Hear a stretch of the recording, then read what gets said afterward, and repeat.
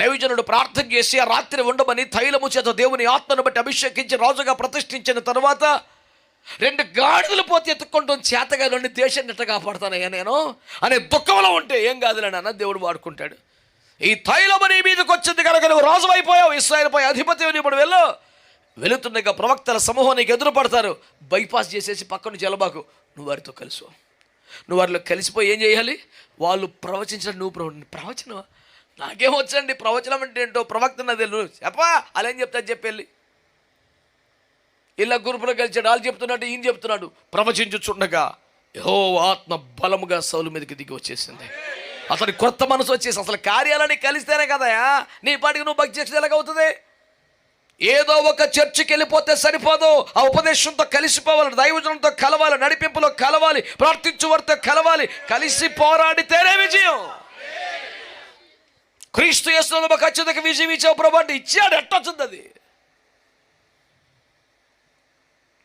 పౌర సరఫరాల శాఖ వారు భయం పంపించారు, కిరాణా పంపించారు, సరుకులు పంపించారు, కానీ నీ దేశాన్ని గడ్డి చూపిస్తే వస్తుంది అది. ఏంటి నేను భారతీయుని కాదా, నేను జనాభా లెక్కలో లేనా, ఇదిగో ఆధార్ కార్డు అంటే రాదు, కావాల్సిన కార్డు వేరేది. ఇవన్నీ నిజమే, నువ్వు కలిసి ప్రార్థన చేయటం వల్ల సాధించిన విజయాలు ఇవన్నీ.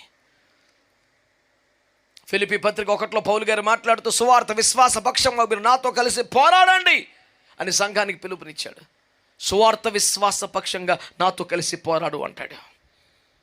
2 తిమోతి 2వ అధ్యాయం ప్రారంభోత్సవంలో క్రీస్తు యేసు ఒక మంచి సైనికుడిగా నాతో కలిసి శ్రమపడు అని తిమోతికి పౌలు గారు రాస్తున్నాడు. కలిసి శ్రమపడాలి, కలిసి పోరాడాలా, కలిసి పని చేయాలా, కలిసి ప్రార్థన చేయాలా, కలిసి ఆరాధన చేయాలా.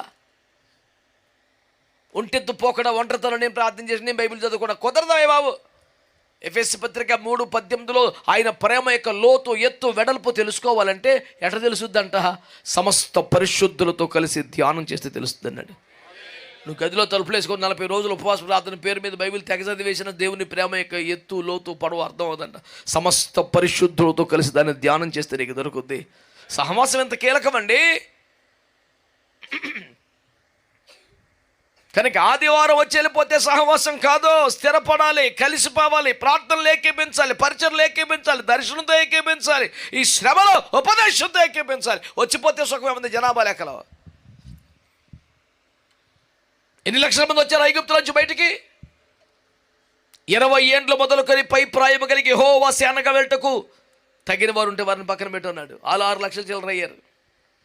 వరకెందుకు జనాభా లెక్కలు 30 లక్షల మన్నాది అంట.